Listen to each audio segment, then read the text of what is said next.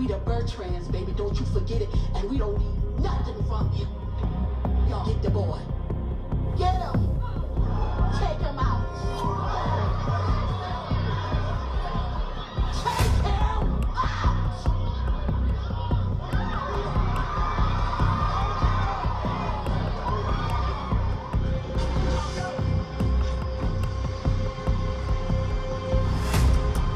Wow, thank you for inviting us. We actually used to come here all the time, right, Thomas? You don't hear her talking to you? You better get your wife, man. You know what? I can't do this. And what y'all looking at? And you are safe. I tried everything. You have taught me since I was a little girl to be a good wife. That boy, put his hand. But what happens when that's not enough? Sometimes we hold on to the things that God Himself wants us to let go of. I didn't realize how deep in the red I was. When this divorce is over, I want to be in the black.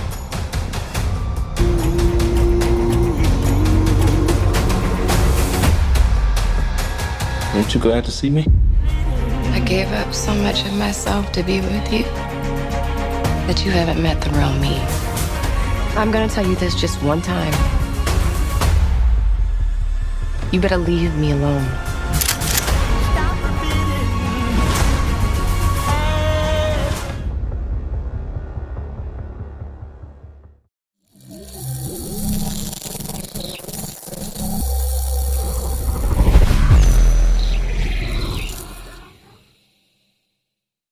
All right, what's up, people? We're back with another movie review.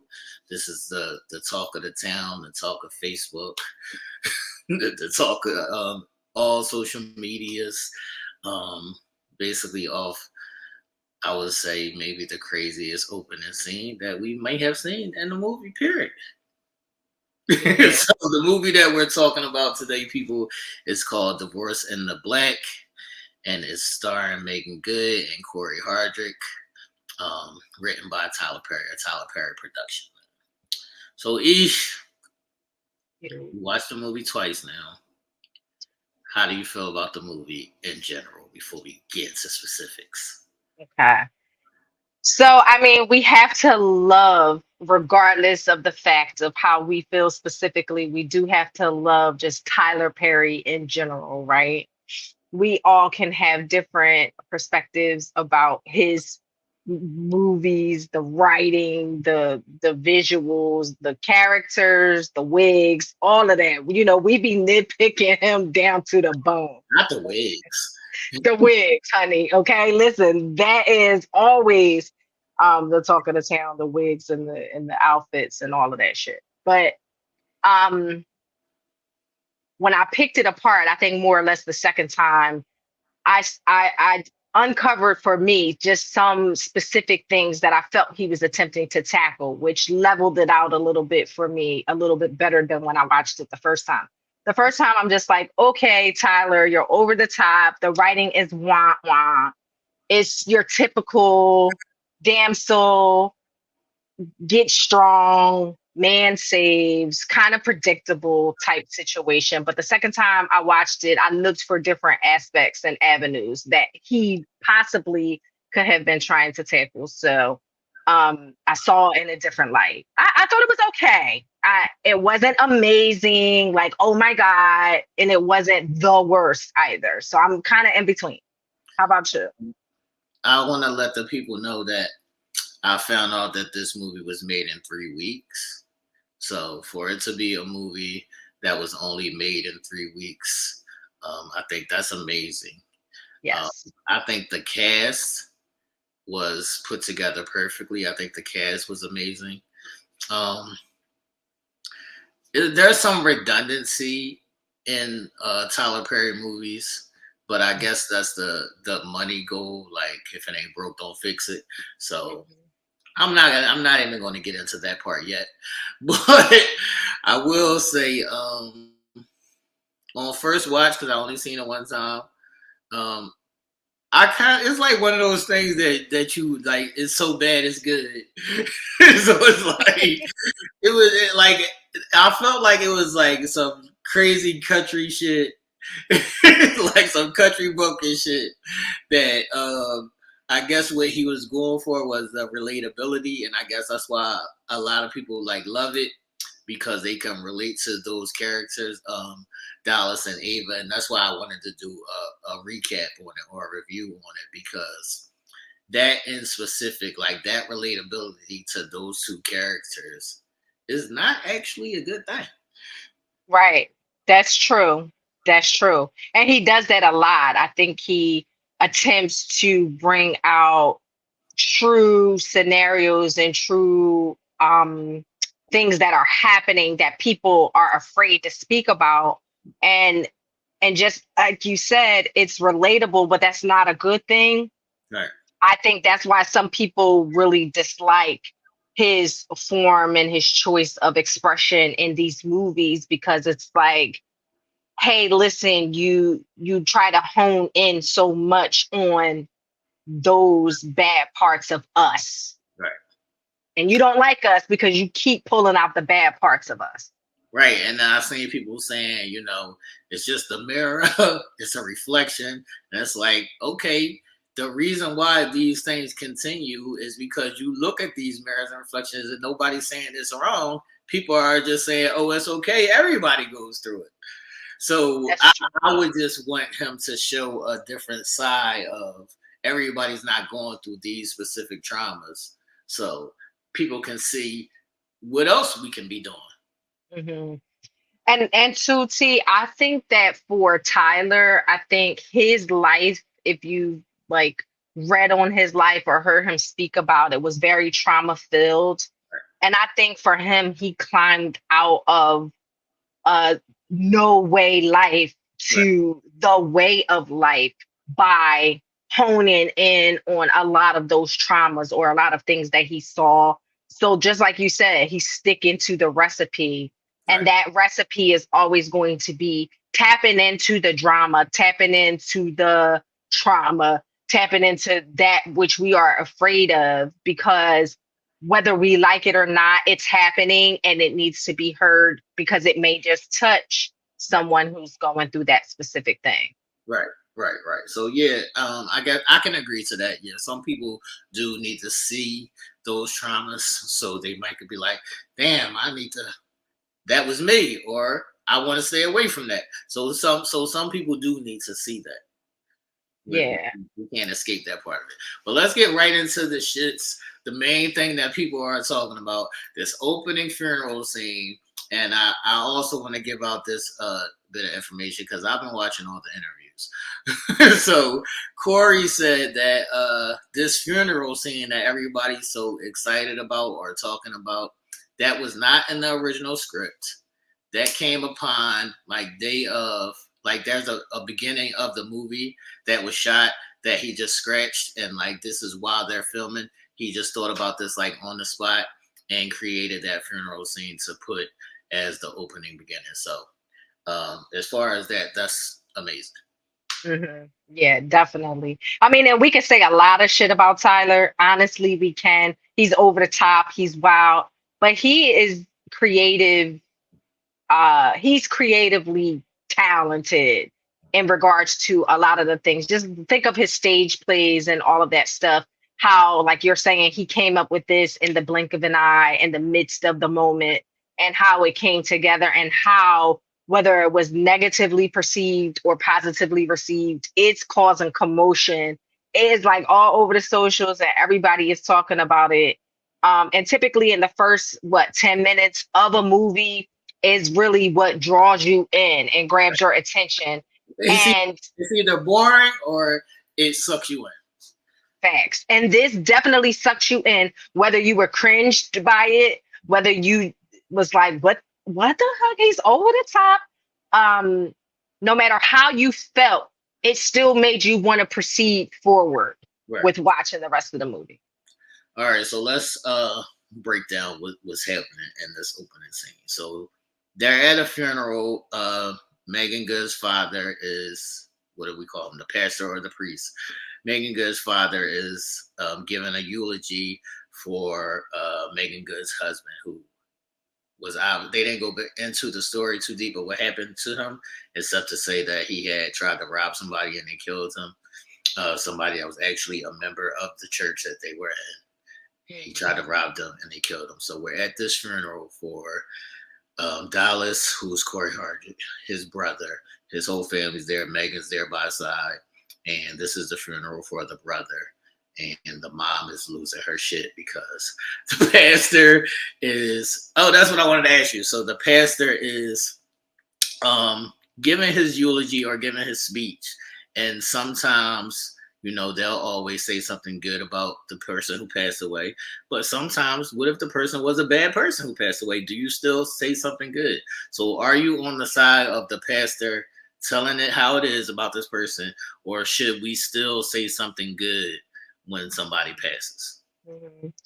So I think it's all about decorum, honestly. Like, decorum is important in any aspect of anything, right? So even if there is not necessarily something amazing to say or good to say about a person, I felt like he could have kept it general.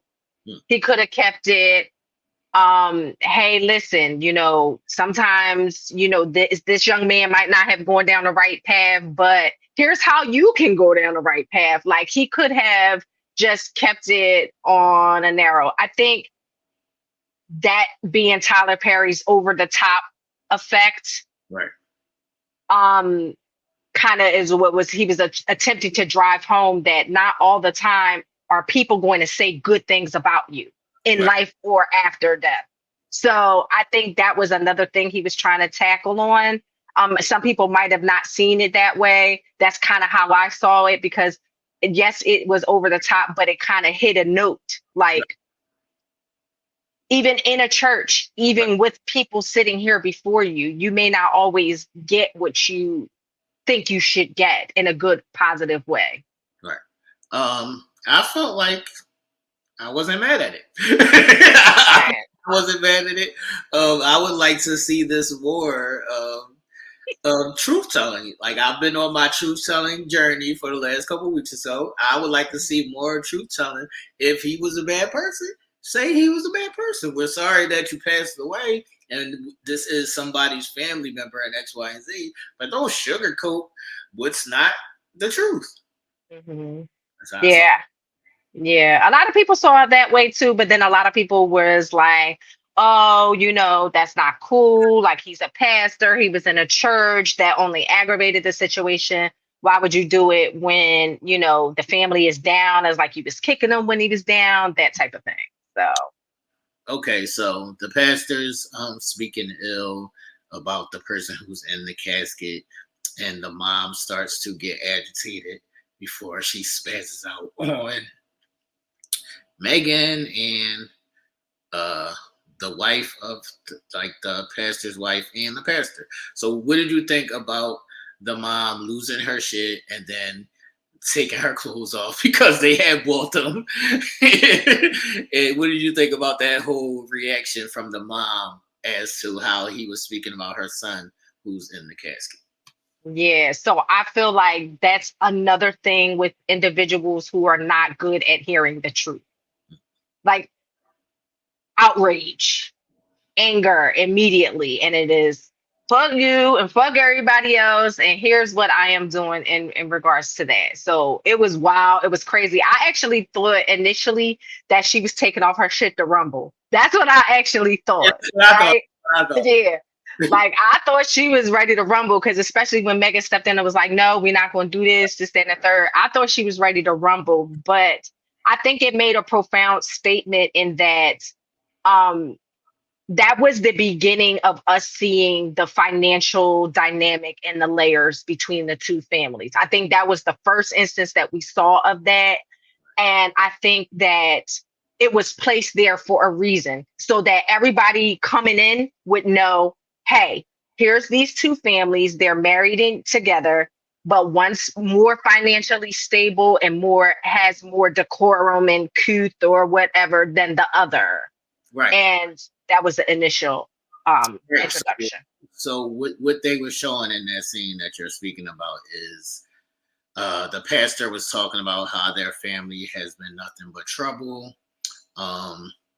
They're terrorizing the neighborhood or the county or wherever they live at in the country.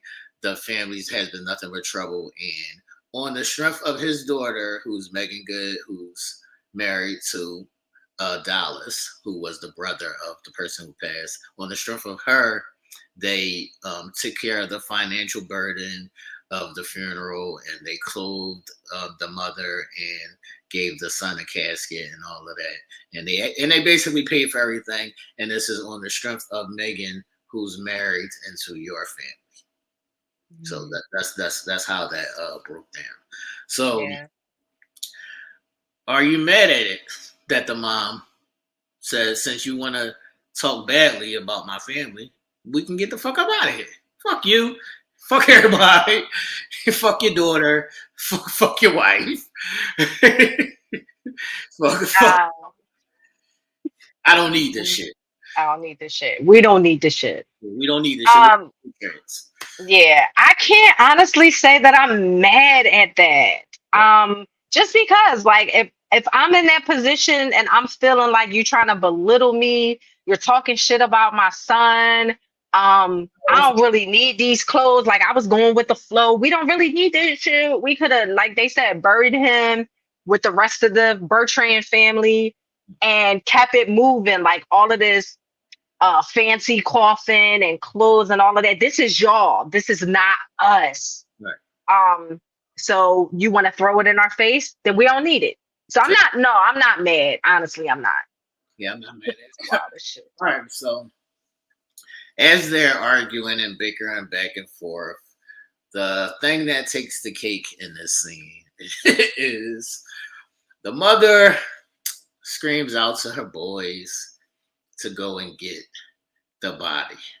So the boys get up and there's a commotion, and in the middle of a funeral, you don't want nobody to just go and grab on the casket or anything like that. So there's a lot of commotion going on, and the boys are going up to the casket to grab the casket and take the casket out. And she's saying, wait a minute. Hold on. Wait a minute. We don't want a funky ass casket either. So open up the casket and take out the dead body corpse, and we'll take the corpse out, and we'll get the fuck out of here and fuck y'all. So what was your thoughts on them opening the casket and dragging his body out of the funeral home? That's a never before seen thing for me, but I wouldn't be surprised if this was commonplace, because y'all country folks be doing some shit.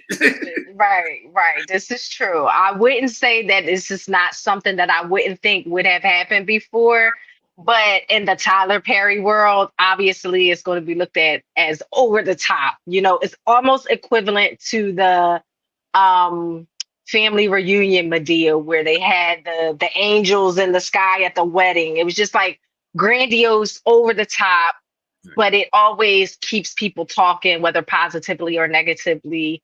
I did think it was a bit much just watching the body being carried out. I was like, Tyler, what is happening? But again, it effectively drove the scene home. And had you thinking, like, does this shit happen? Like, I can see this shit happening. And it just drove the point home. Hey, listen, we don't need none of this shit. I don't care how much money you got. Yeah. So it made the point. The reason why it's so talked about is because it was overly dramatic, but something that could happen in real life. But also, this is the point where you're saying, oh, I want to see the rest of this shit. If this is how it's starting off, if this is how it's starting, we got to see what the fuck else is going to happen. If it's starting right here, we got to see this shit. Yes, that's full facts. Right. So they drag him out. They take him home in a truck. They bury him on the family land or whatever. And then we start to get into the real story of the movie, which is the back and forth between Cory, who plays Dallas, and Meagan, who plays Ava. So I believe they start off like he's drunk after the funeral, and she doesn't want him to drive or whatever, and they're fighting about that. And the brother he gets into a fight with his brother.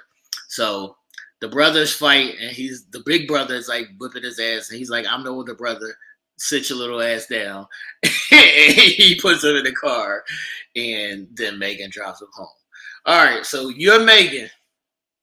You see your man get his ass whipped by his little brother. He's a drunken mess. How do you feel? Good, that's what your fucking ass get. But you're not judging him like, damn, you just got little brother. Like, well, I got mess with the little brother.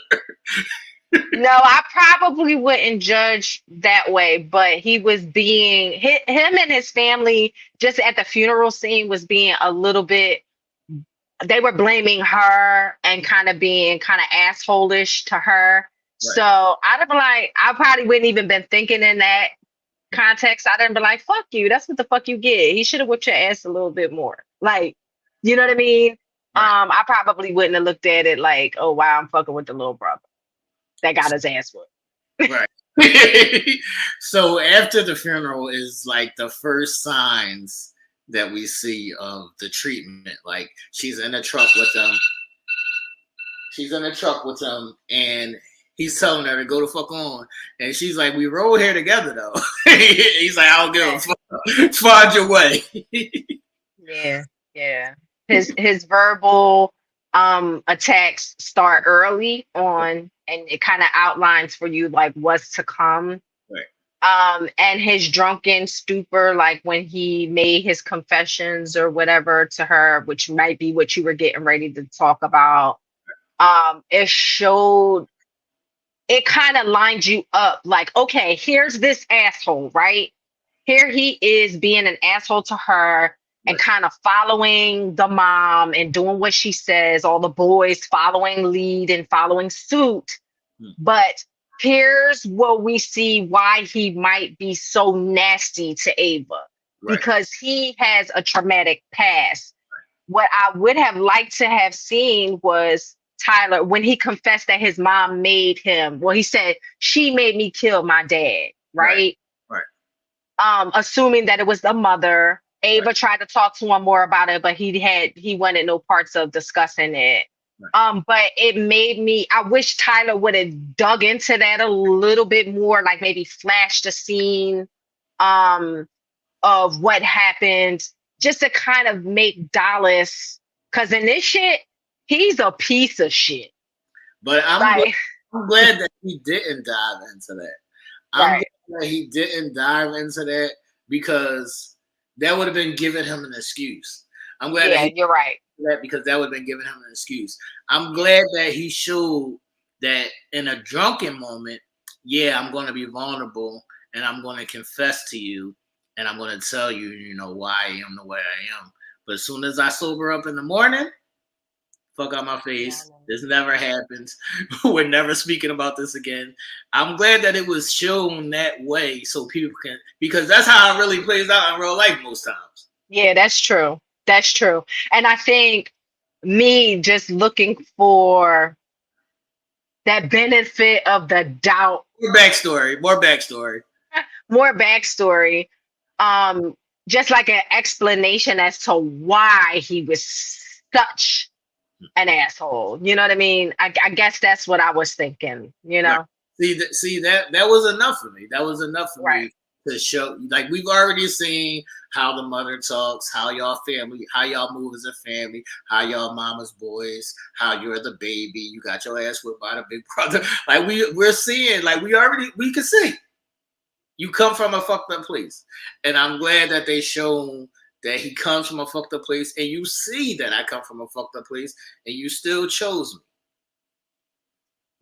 Right. And that's another thing too that we can probably get to as we progress in the story, trying to love somebody through their trauma. Right. That's a difficult space to be in, because, the person on the other end is always feeling like they can fix it, but sometimes they can't fix it. Right. And this is what you can see in this story here. Facts. All right, so I'm coming off the top of this, people. I'll tell y'all I only seen this movie one time, and I could remember verbatim. So now Dallas goes to work after that drunken confession, and then he's in the home waiting for Meagan Good to come home because they're supposed to be going to dinner. So he looks at the clock. And he said, "Come the fuck on." And she's like, "Nah, I've been at work all day. I gotta wash and change and all that." Now this timing thing, Aisha, did you see the clock? Yeah, I saw the clock. Yeah, I saw the clock. this timing thing, right? She tells him, "Yo, just give me 45 minutes. I'll be ready." He's sitting at the table. We look at the clock. The clock says around 5:30. Now she comes back down at like 6:05, 6:10, which is earlier than the 45 minutes, but he's still gone. I know you're a tickler on time. Now, are you Dallas in this instance? And are you leaving? No, that was real fucking rude and disrespectful. No, because my thing is, he was already on some shit when she walked in the door. He like, here the fuck we go, or whatever. Like, damn, she ain't even walking the door yet. You already have a predisposed. Yeah, exactly. So she could have took 15, 20 minutes, and he probably still would have had a problem with that. So no, me being a stickler for time, I would have given and allotted the 45 minutes. I would have did something fucking productive instead of sitting there drinking whiskey and getting drunk and angry and then leaving my wife. Like, what the fuck? That was wild. All right, so I think she ended up catching an Uber, or I don't know how the fuck she got there. But she drove, remember, because her friend came out and they valeted or whatever. So she did pull up. She drove. Okay, so she met them at the dinner where he's already sitting there with the friends, I believe. So they're at the dinner, and then they get into a little tiff, and I think this is where he tells her in front of the friends that he wants a divorce, right? Correct. All right, so how do you feel about this being the moment in time and place? Not the time and place. Definitely not the time and place to have a divorce discussion with your wife. Right. Not at all. In a public place, very nasty. No, I wasn't with it. I wasn't with that motion. Would you have even taken him seriously, or would you just be like, "Oh, his brother just died. He tripping right now. He drunk. He had one of his moments. He's having a moment." Would you have taken him seriously, or would you have thought he was just having a moment?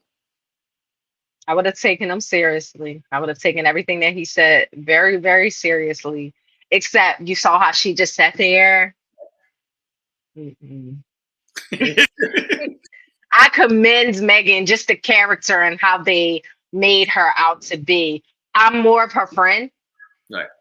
Okay. You know how her friend was very active with the lip service. Nigga, yeah.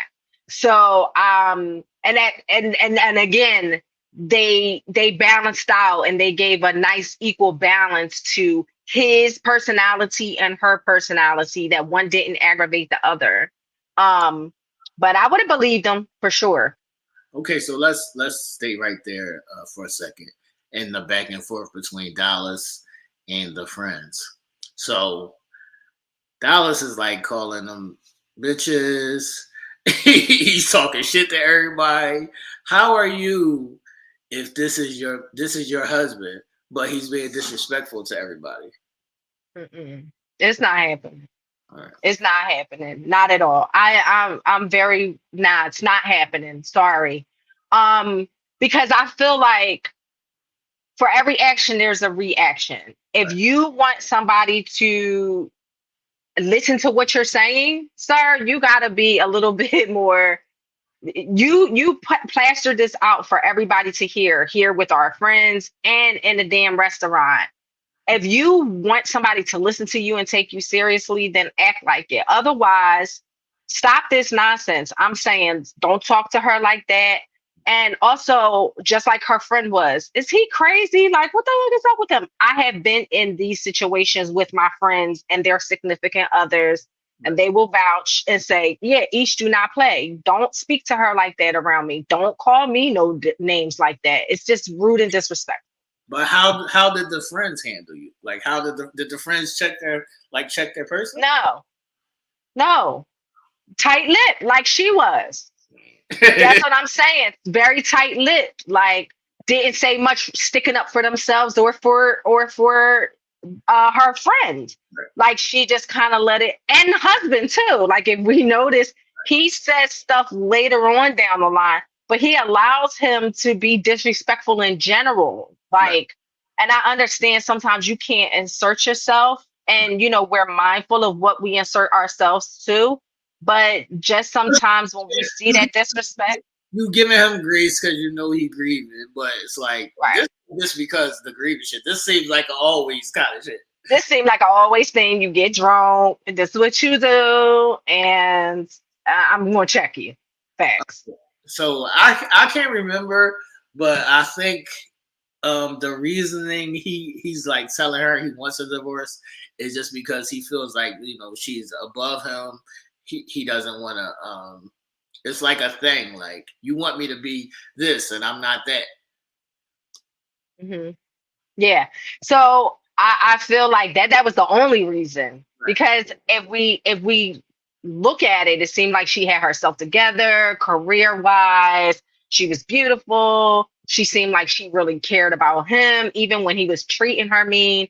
Right. She was still conducting herself as she should, as a wife, as a caring partner, etc. So, first of all, his reason for divorce was bullshit. But my interpretation of that was he was trying to manipulate. Fact. Because if we see later on down, he pops back up Right. after the divorce papers are signed. He's mad that she even signed the divorce papers. So he started a form of manipulation early. That's what that scene was about to me. It felt like a lot of self-esteem or insecurity issues that he was trying to get off, and I don't think he thought it was going to go that far. But he pushed the envelope. You asked for the divorce. You went and got a lawyer. Like, you showed up at her job saying why she ain't signed a fucking paper. Like, you was doing the most. Doing the most. Like, bitch, you better be there tomorrow with your lawyer. I ain't playing to sign these papers. Right, Very wild. You was doing the most. All right, so let me see where we can go from here. So they get divorced or whatever. She's the girl. Her friend is like, "Well, you ain't gonna get it from him," and she's like, "What am I getting? That shit." Don't watch it. So they get divorced, and then that's when all the shit starts to hit the fan, when they actually get divorced. So they get divorced. They sign the papers. They're divorced now. Now he's just popping up at random places, popping up back in the house. Every time she turns around, he popping up. Thanks. How do you feel about this kind of stalker activity? Yeah. It's scary. It's scary to even think that you requested it, and now that I gave you what you want, now you want to say, oh no, that's not, I'm coming back home. Right. You know what I mean? I'm going to take a shower. You don't know who you dealing with. You don't know this, that, and the third. You're fucking psychotic. Right. Like, and that's scary. And she minimized it at first because she's like, oh, he's just being him. He's just doing what he normally does. I can handle him. But, he began to show different forms of himself that was a little scary. So I definitely would have been on guard. I would have had the hammer neatly tucked close by, because he was one of them ones. Right. All right, so there's a moment. She leaves. She goes back home, to her parents' home, and her mom. She's talking to her mom, and her mom is saying she wished that she would have been there for her a bit more. She was too busy at the church. She wasn't paying enough attention to her. And they speak about a letter or something. Mm-hmm. At first I didn't remember what happened with the letter, but in this letter is telling how he has been abusive to her. Yeah. Yeah. The best friend actually gives her an account, a full account of what she remembers that Dallas ever did to Ava. Okay. So that she can reflect while she is at her parents' house. Okay. And she said, listen, I don't need to see it. I've lived it. Right. And the friend says, okay, I get it, but sometimes we need to see it too. Right. And the mom finds this list, Okay. this account. That's what happens. So the mom, if we notice, she's like in the room and she's like making the bed. So at some point, I'm assuming that the mom went into the room and found this letter. And then the mom then says, how can you take all of this? Like, what did I do so wrong in teaching you that would allow you to accept this abuse from this man? Okay, so how do you feel about that? Like, how do you feel about that? What is your ideal of why women go through and stay in these tumultuous situations? Mm-hmm. I feel like it's the empath, and a lot of women, they always feel like they can be the one to change this individual, love him through his traumas, love him through the bad parts of him, and just, you know, being that person that obviously he's never had in his life, that truly loved and cared for him, or cared enough to work with him through his traumas. If you even saw, he says multiple times, you always want to make me something out. You always want me to be something that I'm not. Right. You know, you always want to change me, woman. Right. And instead of him saying, wow, she truly cares about me, I need to do better for myself, he looks at it as a negative. And I think women, sometimes we just constantly, continuously stand in the corner of the man, even through the bad, just thinking that we can be that person that they may not never have had to be able to lean on and help them through their part. So you feel like the love outweighs the treatment in these situations? Yes. Because what else could it be? Right. Do you It's feel gotta be love. do you feel like that the people can change? I do, but I feel like it's only the people that can do their self-discovery, Right. period, that take what somebody is telling them, their critique, their comments, and digest them in a wholehearted way, and not jumping on the defense when somebody is bringing up bad shit about them, and try to work on making those changes. Only those people are the ones that can change. So what would be your time frame in these instances? Like, if you was the woman or the man going through this, what would be your time frame in? I want this person to change. I'm trying to help them. What would be your time limit to see if they change or not? I would say within a year or two. Okay. When I got married, Right. I would not have had any connection that I would have to sever in a sense, and like court or anything. And I would say maybe a year or two tops, depending on the shit that's being done or the shit that's being said. Because I feel like it's a lot of things that a person can take, and a threshold that they can have. But after a while, that shit becomes burdensome and heavy, and you start living your life differently based on their bullshit. Facts. So, not long for me. Facts. Okay, so there's a scene where she's in the car with the girlfriend, and she's saying, you know, I spent this amount of time with him. Now I feel like a washed up old lady, and I feel like, you know, it was a total waste. And the friend is telling her, no, you're still, you know, fine and beautiful. You'll be all right. Is that a thing for women? Absolutely. Absolutely. I think automatically you feel like you've given the best to this person. You know, a lot of years has passed you by, depending on how long you've been with them. You feel like you're not as, you just, at that point in time, you don't feel sexy. You don't feel desirable. You feel broken. You feel weakened. So initially you're going to be like, I'm no good to nobody. You know what I mean? And that's when the self-discovery phase comes into play, and how a person has to literally rediscover themselves after detaching from their partner. Because we talked about this before, a lot of your partner's things, the way that they live, the way that they operate, you kind of adjust and magnetize yourself to them. Right.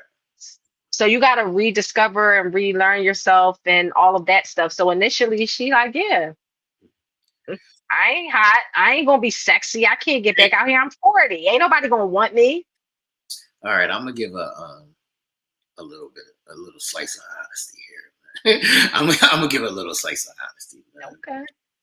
I feel like it's a coin toss. I feel like sometimes a lot of women, they did waste a lot of those years. They don't have the figure that they used to have. They might be, have, what is that, bear children. They might have bear children, and they might not be the same physically. So some of that is some of the physical. I think is true. I think some of the physical is true or can be true. Everybody doesn't snap back after having a baby. Some people are not mentally and physically ever like the same again. But I felt like in the movie per se, she was still fine and sexy. Yeah, she was still fine, and she was good. And even if she wasn't, right, that's what that self-discovery phase is about. Because then if you know that you have physically changed and you're physically not where you used to be, or if you're in a weird space, then you need to fall back on the values, your core values, right? That'll help you get through this. And then somebody is going to love you at your core and not care about the physical, then you have to shift your mental a little bit, because I think for women, well, I know for women that I know, and maybe even my own self, yeah, I'm gonna be like, oh, I'm fucking hot. Fuck this nigga. What? Right. And that's going to be for me. Like, I don't care how much time I've wasted, I still got it going on. So even if your physical is not right, you still mentally have to know, hey, I got it going on. Here's my core values. I'm still gonna get it no matter what. Right. So like you were saying, I'm glad that, she got back on her team per se, and she started running and, getting back to herself. She Right. started getting back to herself. So she started running, she started getting back to herself. Now, where do you want to go here? Do you want to go to the divorce party, or do you want to go to the introduction of the old/new boo? Okay. Well, let's do the introduction, since that kind of happened before the divorce party, right? Right. It did. It did. Okay. So yeah, we could talk about the new boo and his introduction, and then how he plays into the divorce party. Okay, so the family, is tired of her sulking around the house or whatever. So the mom and the dad, they take her to like the county fair or whatever, and they tell the bull to be there or whatever. They tell the bull to be there. Well, first the father tells the bull to meet them at a store. He takes her to a store, and Right. he tells the bull to meet them at the store, so Right. he can accidentally run into him. So they accidentally run into him at the store, and he's like, "Hey, how you doing? Just catching up or whatever." And she's like thrown off, like, "I know they put you up to this shit." So we get to see the guy that her family would have chosen for her, and the guy before she got married to Dallas. So how did you feel about the father? Basically like, go talk to this boy. Like, is all of these things too soon? Yeah, it definitely. That's what I was getting ready to say. I think timing didn't play a big part in this writing of this script, because it definitely was way too soon. It was like fucking days if we technically thought about it. Um, Although I will say, in certain instances, after the mourning period of any partnership, marriage, relationship, or whatever, there does come a time where you have to get up out of that mourning phase and be reintroduced to the world, the opposite sex, and things of that nature. So I think the intent was good, but just for the purpose of the movie, the timing, of course, was off. So And do you think it's better to be reintroduced to somebody that you might be comfortable with, or somebody anew? I'm going to say, for me, Right. and then I can speak generally for women. For me, it's always comfortable for a reintroduction. It's always comfortable with somebody that you have known in the past. Well, for me, I'm going to say for me, Right. that you have known in the past, or that you have built something with, or whatever the case may be. Those are the most comfortable interactions in dealing with a detachment from someone or divorce or whatever the case may be. But for some women, all past interactions aren't good ones. Right. So being introduced to someone new or tackling someone new is better for some women. Right. You know what I mean? But for me personally, it's always somebody that I built something with, some sort of chemistry with. All right, Yeah. so we kind of seen him like for a brief moment before this, after the funeral where all the brothers are drunk and they're playing pool, and she just happens to run into him outside, and then the brothers come outside and they run up on him and they like, "Do you want us to beat your ass again?" So basically, Dallas and his brothers jumped him and put him in the hospital before they got married, like when they were kids, and he was trying to talk to her. So, and this is my question about this, and I'm glad that I have a woman here to ask this. As a woman, like, do you marry the guy that jumped a guy because he liked you? Nope.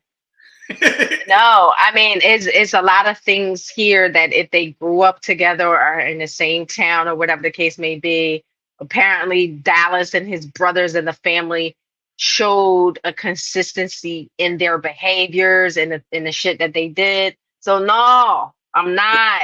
That's why I'm trying to make this a point, because I was having a conversation and somebody was saying, "Well, you don't know how somebody's going to start acting." I was like, "The nigga was acting crazy his whole fucking life. What are y'all talking about?" His whole life.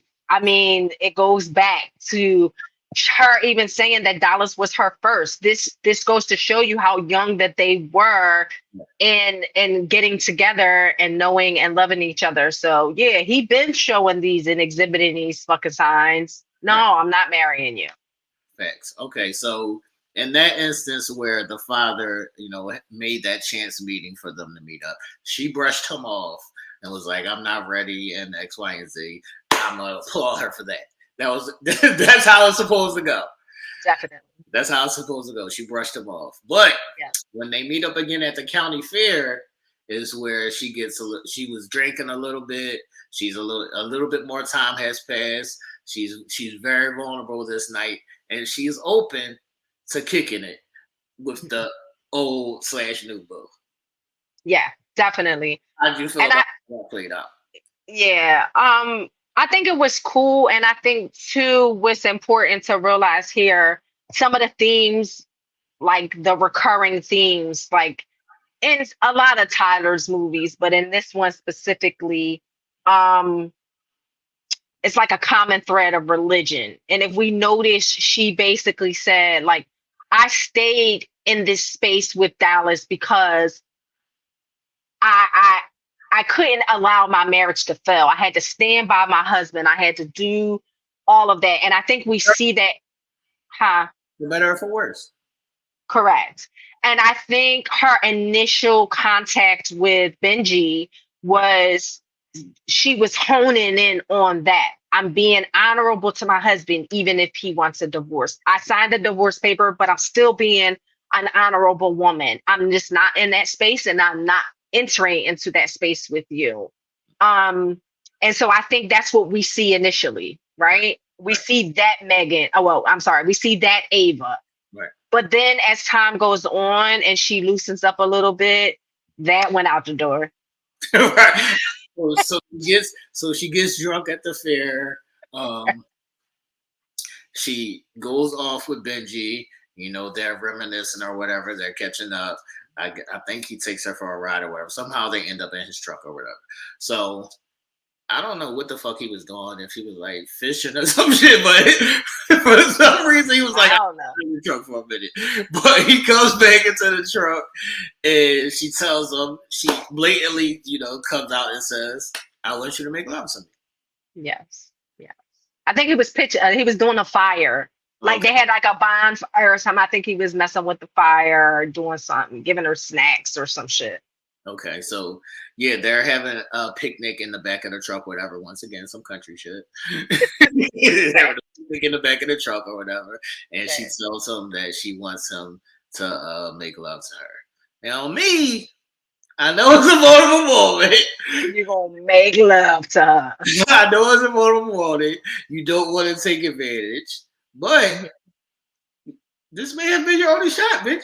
This may have been your only shot. Absolutely. But I commend him. Honorable, right? Honorable. I commend him because I think too that is based on history. Right. That's based on history. Like, if they didn't have a history so deep and he didn't maybe care for her the way that he cared for her, that it might not have been thought twice. It might have been like, let's get this because this is what I've been wanting all these years.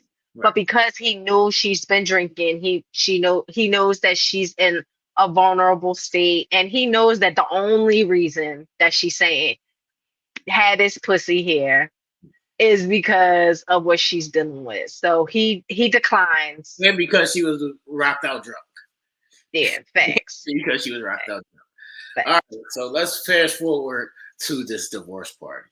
Now we get to a divorce party, and there's strippers, there's cake. Benji's there. How do you feel about Benji being there, being as though Dallas and her husband, the friend's husband, are friends? Is that the first spot where he's supposed to say, hold on, this is a bit much? Yes. I do agree. Like, it's just a line sometimes that shouldn't be crossed in certain situations. And especially when friends intermingle and it's a new situation and all of that. So I think they could have withheld Benji being there. But of course, it's grandiose. It's over the top for Tyler.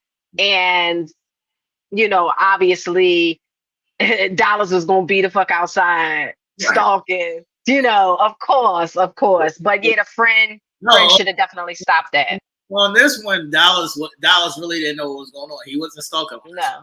On this one, he just happened to show up because he was trying to come talk to my friend. Yeah, that's true. That's true. I'm trying to come talk to my friend. I'm going through some things. So Dallas pulls up. Dallas is outside. The husband comes outside to stop Dallas from coming in and, to get Dallas away from the scene, from the divorce party. So Dallas, this is where Dallas and the friend gets into it. Because he's saying, what is going on? You having a party? You didn't invite me? X, Y, Z. Is Ava there? What is happening? Right. Yeah. So this is he picked up on it. Right. So this is the first time where we see Dallas and the friend's husband get into it a little bit, or just have a little bit of back and forth. Yes. That was a good thing for him to get Dallas out of there, right? Very good, because that could have went way left. All right, so Dallas leaves the divorce party, and he's pissed off. He drives off, but Ava gets tipsy drunk again and goes. Again. Benji has to take her home. Yes. Okay, so Benji takes her home, and what happens next? Well, Benji takes her home. And she's like, hey, listen, you don't have to drive all the way back. I have a guest bedroom that you can stay in. He's like, nah, sorry. Guest bedroom and being away from you is not going to work tonight. I am not. It's not going to be as easy tonight. And she goes, oh, really? Yeah, he goes, yeah, because that whole I want you moment between them gets heated, they start kissing, and of course, he stays the night in her bed and they fuck. So Benji ends up smashing, and then this is where explosions start to happen. So breakfast time, she comes down. Who's in the kitchen eating breakfast? Oh, Dallas. She's going to work, comes down all happy, just got that new dick. The newly divorced ex-husband is in the kitchen eating breakfast. She comes walking down. unbeknownst, she's like, I changed the locks. How are you even in here? He's like, this is my house too. There's no way you can keep me out of the house. I don't care if you change the locks. He's just eating breakfast. So she knows that Benji's upstairs sleeping. Now, this is the part where I want to fight women. This is the part where I want to fight women, each because This was wild. She's talking to Dallas, but she's like talking to him like regularly. Like, you know, there's a nigga upstairs asleep. We need to get this nigga up out of the house. Right. Right? So Dallas is like not even paying her no attention, and he's like, you know what? I'm about to go take a shower. And she just stands there. Exactly. That's where I was going. That is exactly where I was going. Now, she doesn't stop him from going up the steps, knowing that Benji's upstairs sleeping. Either she wanted him to go upstairs and get into a fight with Benji, or she was just being like Delulu. Like, what is it? Like, what is happening? Like, she just let him walk up the stairs. But Benji's sleeping. Don't let nobody come up the stairs and surprise me while I'm sleeping. That's whole facts. That's whole wild too. She was definitely not cool for that shit. Like, she should have been she should have been like, matter of fact, come outside for a second. I want to talk to you. Let's take a walk or anything to digress. I don't know. Send a message. Get Benji out the house. Benji, get up. I don't fucking know what kind of intervention or diversion she could have created, but it should have been something. She just was like, oh yeah. Okay, and let him go upstairs and follow behind them. She didn't even say, wait, don't go up there. Like, that's what I'm saying. She was purposely being petty so Dallas could walk upstairs and see that Benji's asleep in her bed and know that they get fucked. Mm-hmm. Which could be everybody could die in this situation. Because at this point, you don't even know if Dallas had his gun on him or not. Yeah, that's facts. That's facts. So, Dallas and Poor Benji, handling. right. So Dallas and Benji get into a fight. Benji ends up getting over on him, knocking him out or whatever, and then they drag Dallas's ass out of the house. First of all, he too fucking heavy for her to be dragging on the way that she was. That was fucking hilarious to me. That was one of the funniest scenes. Is after Benji knocks him out, she's like, I got this. Drags him down the steps. But, like, I get her, she was trying to get her shit off, and I get it. But then she turned and said, well, help me. Right, I know. And then she started smacking him and shit. Like, it just was, enough. It was a lot of dramatics. Definitely a lot of dramatics. He smacks the shit out of Dallas and tells him to go about his business. And now Dallas knows that she's fucking Benji. And then Dallas's mind gets triggered. That triggers Dallas to say, oh, you've been fucking this nigga the whole time. Yeah. And that's we get lost because in these moments, whether it's the guy or the girl, they always go to that. That's true. But I think too, that's where a lot of the personal insecurities lie. Right. Because if you know your wife all of these years, like, you know her and how into you she was and how much she was trying, and you know she didn't. Like, he probably know in his heart. It's still tricky though. Right.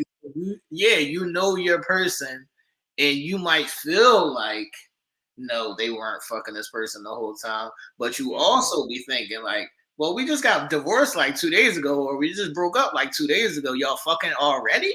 Already. That is what triggers people to say that you've been fucking this person the whole time, which once again is a coin toss because sometimes it can be true, sometimes it's not true. And it wasn't true. Right. And I think that's what's difficult in those situations, because if you can look at it both ways, like, you can look at it as, oh, this is something that was already established because it happened too quick, or this person is hurting, and unfortunately that's how they're choosing to get through their hurt and pain, is hopping on another dick or getting some other pussy. Like, it's life. It's just a realistic part of what happens sometimes. What would you think? Would you think it was always that? I don't know if I would fully think it. I do know that, yes, that would cross my mind. Oh, okay. I think I would kind of see how I felt. Like, I think I would be able to feel it. Like, I would be able to feel Right. if this was something that was always happening or if this just happened.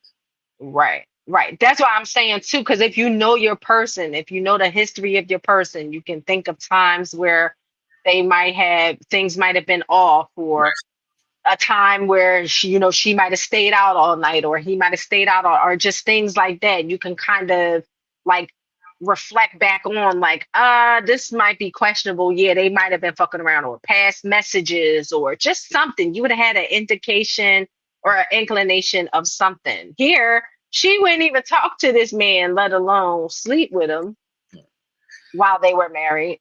Okay, so after Dallas finds out that she's fucking Benji, Dallas just goes into doing all kinds of shit. He kills the bull's animals. He threatens the mom.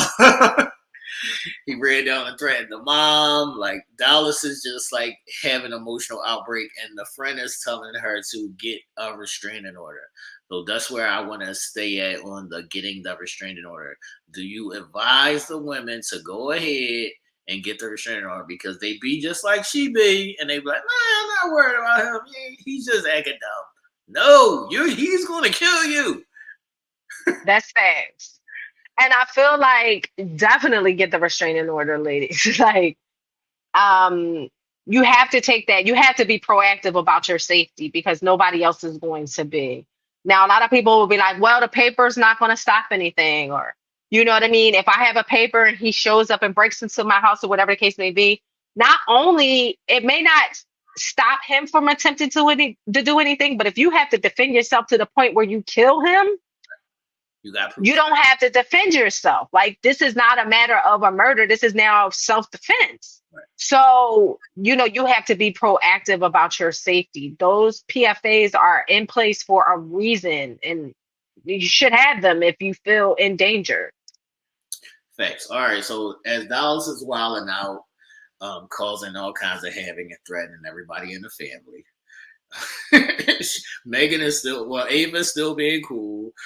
Like, nah, he's just acting crazy. It ain't really nothing. So the dad finds out that Dallas killed the boy animals, or whatever, and he finds out that Dallas was being abusive to Meagan. So this sets the dad off. Now the dad goes and pulls up at the Dallas family home, which was a mistake. Yeah. Madness. You talk about when he got his rifle, right? And this is after Dallas put his hands on his wife in the supermarket. Right. He done beat Benji up and broke into his daughter's home. Killed the animals. He's showing his ass. So dad says, okay, I'm gonna go talk to him with my rifle. Right. That was dumb. Even the mom knew that was dumb. His wife knew that was dumb. Because he was outnumbered, and he shouldn't have never went there. So his ass was whipped. I mean, and he got shot. Not only did, like, an emotional moment of you finding out that somebody put their hands on your daughter, and that they gripped your wife up in the supermarket in front of people, you're going to have that emotional reaction. But you got to know that once you go, you got to go. Yeah. You can't go to show. Yeah, that's true. But my thing is, then you shouldn't have bust one in the air. Right. That's what should have bust one in his foot or his leg. Like, you gotta go. You gotta go and show. You can't just go. That's right. You can't just be there. So the father shows up, and he's threatening the mom, and he's threatening Dallas, but he doesn't see the brothers walking up from behind him. So he had the gun pointed at Dallas the whole time. If he wanted to take a shot at him, he could have took a shot at him. Facts. In this moment, it's like, do I take the shot at him? He don't got no gun. But you kind of got to. You kind of have to. And you kind of know that the brothers are close by. Like, it's not just the mom standing there and Dallas coming out from the shadows just saying, hey, and that's it. And it's all quiet. This is their land.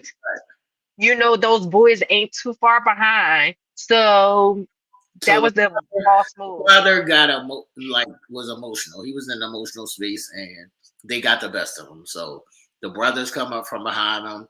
One of the brothers shoot him in the leg, and then they beat the shit out of him. Like they beat the shit out of him. Damn, Dad. I'm glad they didn't kill him though. I was thinking that they was gonna kill him, but I'm glad that they did. So they beat the shit out of him. They put him back in his truck, and Ava and Benji's on their way to go see what happened. They end up pulling up behind his truck, and they see him in the truck all fucked up, and they take him to the hospital. Now, here we go. They take him to the hospital. They're trying to see what's going on. Ava disappears. Did she call Dallas, or did Dallas call her? No, she called Dallas. Oh, well, you know what? I don't know. They end up on the phone. I don't know if we see who calls who, but I'm pretty sure she called him. All right, so they call Dallas, and she tells Dallas, did you touch my dad? We all know that they fucked your dad up, and you just dropped him off at the hospital. He's fucked up. So she tells Dallas, I'm going home to fuck Benji, knowing that that's going to irate Dallas to come to the crib. So she's trying to set Dallas up. Yeah. She tells Dallas she's going home to fuck Benji, making sure that Dallas is coming, and she gets her guns ready or whatever. So this is me or you kind of situation at this point. So at this point, we about to meet up at the crib. It's me or you, and it's on. Yeah.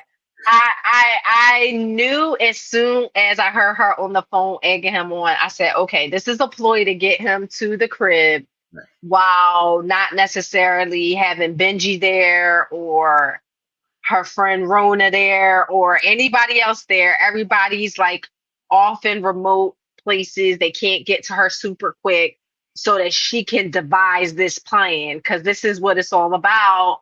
This is why that PFA was in place. She thought this through. That PFA is in place. That's going to protect me because he's not supposed to be here. So, and my dad, and the cops was here. There's nothing we can do about it. So now it's in your hands. It's in your hands. And, she devised her plan. Right. So before we get to the final showdown, I got a couple of questions. Mm-hmm. So Ava and Benji were at the friend's house having dinner, and then Dallas showed up, and Dallas is saying, "Why the fuck are you chilling with them?" Like, you supposed to be my best friend, and you chilling having dinner with them. Like, y'all to do 4 best friends, right? So how do you address if it's your friend and she's chilling with your ex and his new boo? How you feel? Mm-hmm. Yeah, I'm feeling. I am feeling the way Dallas is feeling for sure. Just because, like, now you chilling with the ops. Like, this is the op. This ain't good and sealed yet. Like he said, the ink ain't even dried yet. Right. You're supposed to be my friend. Why is it that you're allowing this to happen so quickly? Like, y'all going. Ava's going to do whatever she going to do, right? She grown. She can do whatever she going to do. Not at your crib, though, dog. Not at your crib. Not at your crib. Not in your presence. Like, give this some time. Let it breathe. Don't push this on me as well. Like, they all sitting there coupled up. Right. This could be the fact, too, that he knows his friend is not shit. Right. This is where it gets tricky. Hold on. Before we get to him knowing that his friend ain't shit, it's still friend code. It's still honorable friend code. Friend code. You're my friend. Don't just be chilling with the op. You're my friend. Absolutely. That's what I was going to say. Dinner with them, cool. You can't go, bro. You can't go. It don't matter. No matter how you can't go. Now we get into Dallas's reaction. Was it petty or was it the right reaction? No, it was the right reaction. No, definitely the right reaction. Definitely the right reaction. I just snitching, Eve. Huh? I can't co-sign snitching. No. Who snitching? When he snitched and said, "Well, did you tell her about?" Oh, yeah. No, I mean him being angry and upset. Yeah, him being angry and upset, I think was a good was a reaction. Like I would agree with that. And it wasn't good, but I would agree with the reaction. Right. However, that portion of that again lied into his insecurities. Right. Because now you're faced with a tumultuous situation where you're losing your wife, you're spiraling out of control, and now you just want to fucking bring everybody down with you. That's real sucker shit. That was misery loves company right there. That Yes. was miserable, and you want to be over here playing fucking friend footsies with everybody. So I'm gonna snitch and put your shit out in front. Exactly. And it could have been where he felt that he was betrayed by his friend. So now I'm going to do the same thing in return. Like I'm having a tumultuous time. Now you're going to have a tumultuous time since you want to play around. Yeah. All right. So before we get into the final showdown, I got one more question. If you're a Benji, do you even take up like after they beat your ass and put you in the hospital, do you even pursue her? Some men wouldn't. No, some definitely wouldn't. And they'll be like, oh, that's too much work. That come with too much. It's too much attached to that. I like her, but no, I'm not doing it. And for some individuals, and we know like the underlying knight in shining armor theme in all of his movies, there's always going to be one that's willing to take an ass whipping to almost lose their fucking life for the woman, for the damsel. So that's what he did. He like, I'll take this ass whipping 3-4 again. See, well, I've had this conversation before, and the question was proposed to me, like, well, what would you do? Like, say I'm talking to somebody new, and one of my exes is stalking me, and may potentially do something to a new person I'm talking to. I was asked, what would I do in that instance? And I said, if I'm in that situation, I'm cutting everything off until I handle this shit that's going on. I'm not going to allow my stalker to come and do some shit to somebody else that I'm talking to that has nothing to do with this. But a lot of times, women and men, they place other people, whether they be old or new, in their situation that's volatile. Yeah. And I think that lies to the discernment of the individual. Like they're more. I don't respect right. That. Yeah, that's what I'm saying. Sometimes for some individuals, it's more important for how they're feeling in the moment or whatever they have going on, that they don't think about or care about what's coming in from the other side that they have going on or that they're dealing with or whatever the case may be. Like, for an individual like me, like that shit don't fly with me. I will never, like, even if there's an inkling or a feeling that some drama could be placed on somebody else just because of maybe something that I want to do or how I'm feeling, I'm never going to put nobody in that situation. But a lot of people don't take the moment or have the discernment to not move forward on shit or not do shit no matter what. You see what I'm saying? And not only the moment or the discernment, some people are like, nah, you should handle this. Right. like you should handle this. Right. But see, that's what I'm saying. Like, and people got to realize that that's not the other person's issue. Right. They can't be the knight in shining armor. Super Sabo. Facts. Super Sabo. Facts.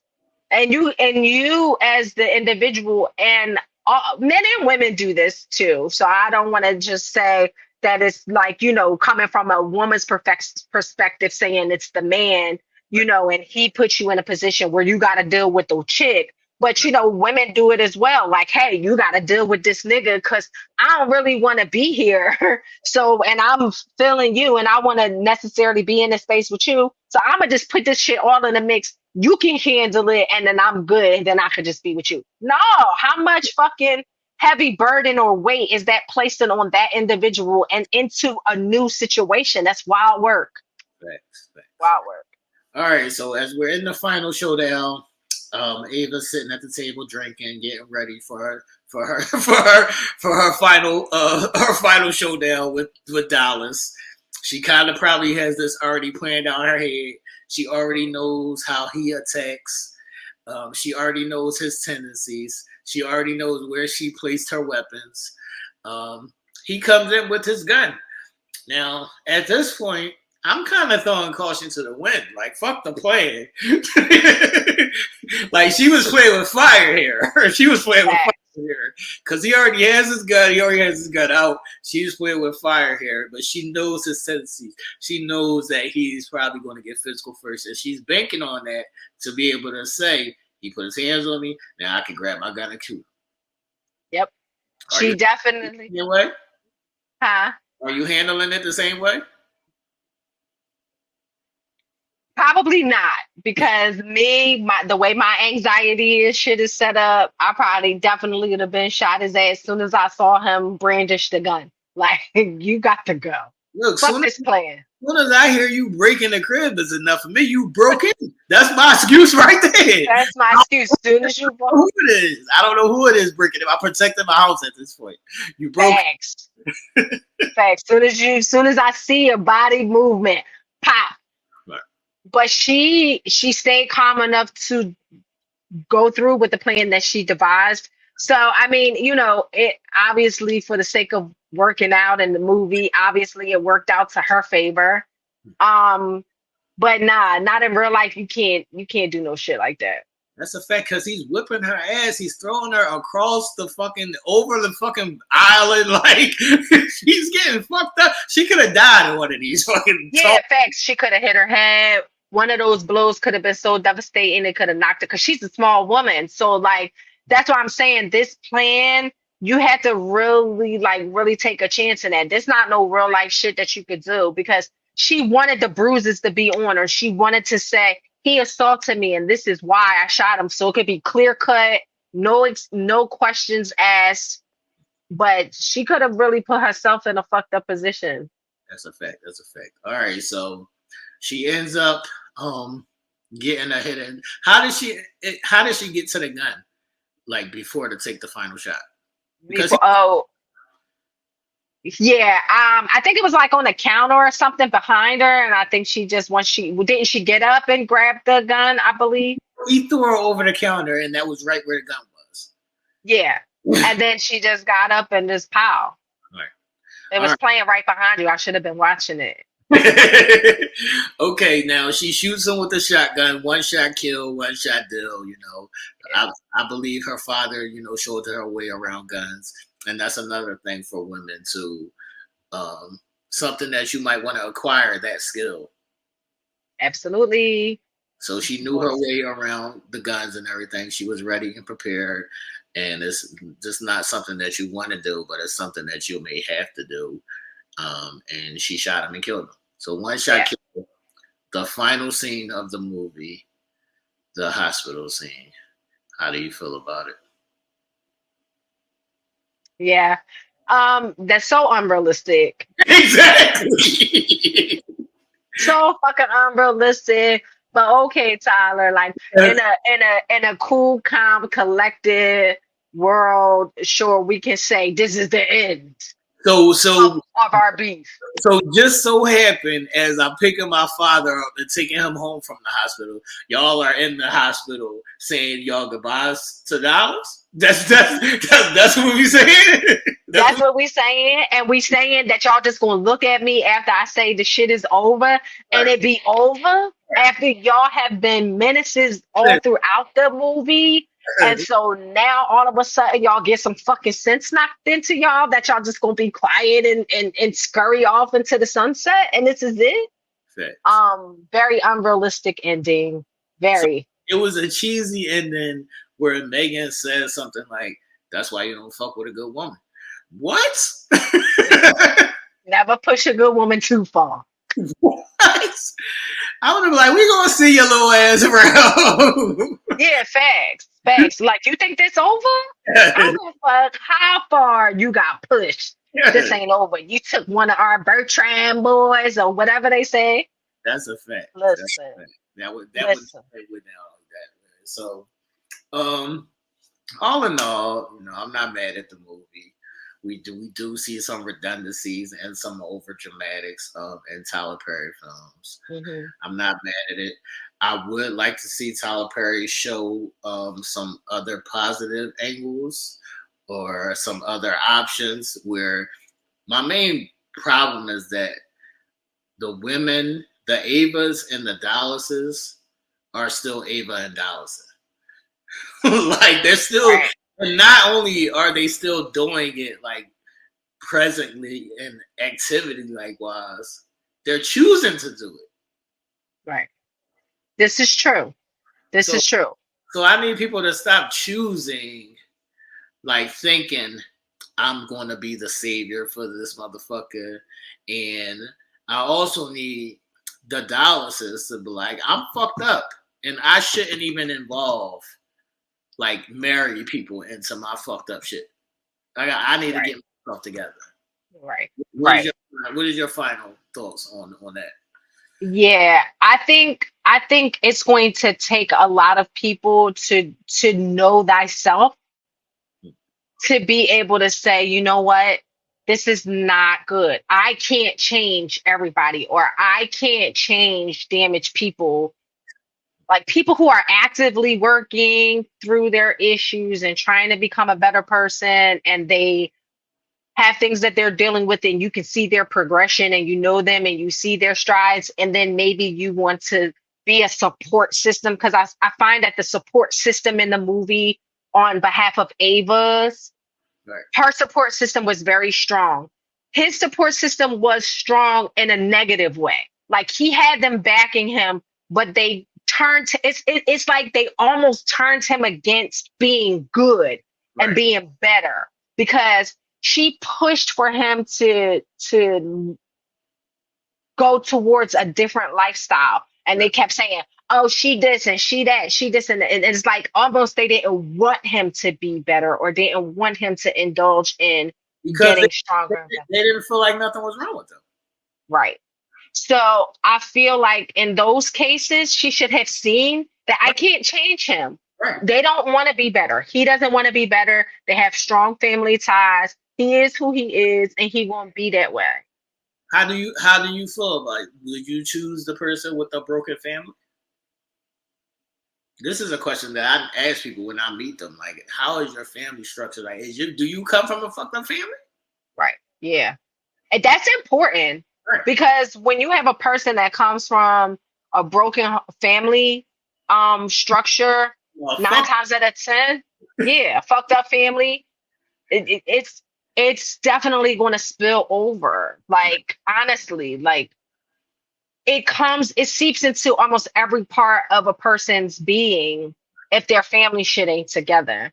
So 9 times out of 10 in a relationship, it's going to spill over. And you can't always change that. You can't be the fixer of that. Right. Like I have a list or like certain rules. It's like I could probably get past like sexual assault, maybe abuse, certain things like that. But when your whole family is like, no, we killed our own father, that's a little bit too far for me. I'm sorry. Thanks. There's been a lot somewhere. Yeah, thanks. That's major. Or even exhibiting or showing the type of behaviors that he has shown, because in the movie, it's obvious that she learns about him killing his father later on down in life. So she didn't necessarily know about that. But he exhibited this fucking crazy ass behavior way well before they even got married. I stopped that when they beat Benji's ass. Like when they beat Benji's ass, they didn't beat his ass. He was in the hospital. Like this is something different. And he gonna beat your ass too. And that's clearly what happened. Right. So pay attention to those red flags, people. You can't change everybody. You can't save everybody.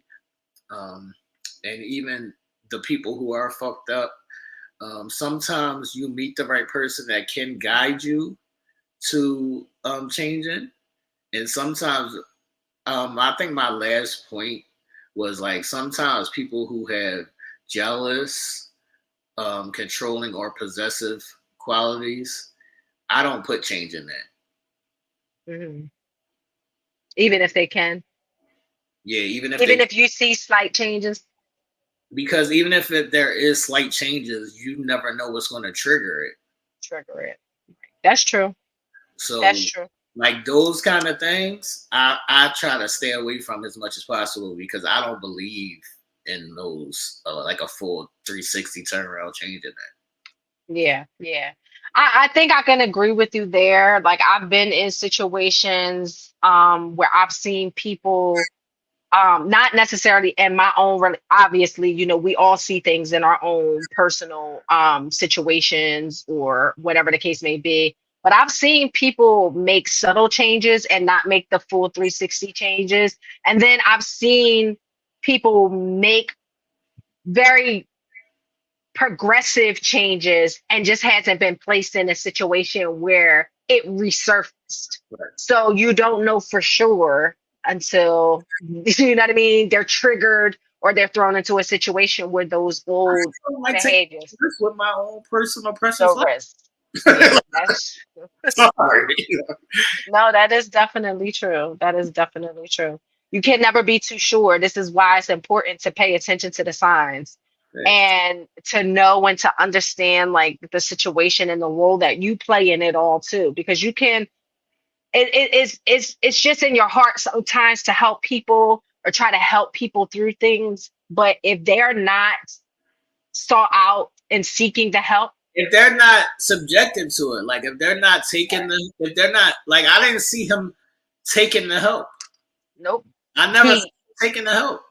he rejected it every which way. Like there's a Oh, difference if you're trying to help somebody and they're taking the help and they're working. He never took the help. So right. I see somebody never taking the help. I'm like, I'm cool. Yeah, like I'm not even doing this. That's what I'm saying. Like you can see the emotion in a person that might help you feel comfortable and continuing to be in their corner or whatever the case may be. But then there's some shit you're not seeing any emotion and that person is just continually doing the same thing, not getting better, still having those same tendencies and shit. You can't stick around for that. Okay, so wrapping up, what would you rate the movie out of 5 stars? 5 stars. Out of 5 stars, what would you rate the movie? How many stars? 2.5. 2.5. 2.5, really. Like I said, I'm in the middle. It wasn't the worst, but it wasn't the best. I would say in the middle. Would you recommend and would you watch again even though you watched it twice now? It's not some shit that I would say, all right, I'm sitting through this shit again. Okay. I would recommend it. I would be like, listen, watch it for yourself. See how you feel about it. Some people can take away different things from different avenues, like, whether it be music, movies, shows, whatever the case may be. So watch it for yourself and come to a determination how you feel about it. Okay, I would give the same rating. I would say I love the cast.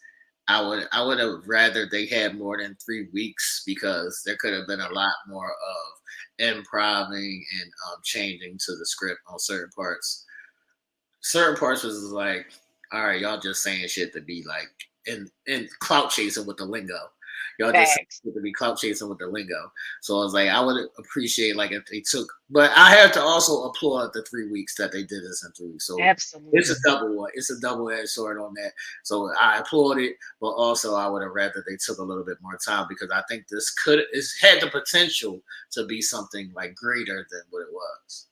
Yeah, absolutely. I would agree there. I don't know what the 3 week time frame was, and why they had to rush through it, but for 3 weeks it was hella good for 3 weeks if we put it into that context and that box and time frame. The cast to me was great. Like, they had a good cast, like you said. But if it could have just been honed in just a little bit more, it had the potential to be something greater, like you said. Right. So I I'm agree. Shout out to Tyler Perry for paying Meagan Good and Cory Hardrict the most they've ever been paid, even though it was still only 3 weeks. He said, I've done movies for 5 months where I didn't get paid this month. So shout out to Tyler Perry for paying our people. We can't, gloss over that. Shout out to him for that. I also want to say shout out to Meagan Good, who handpicked Cory for this role. Yeah, he did a great. I mean, no matter how we felt about Dallas. That's my last question, Ish. I seen the girlies saying that seems like Cory, and maybe that's why him and the twin broke up.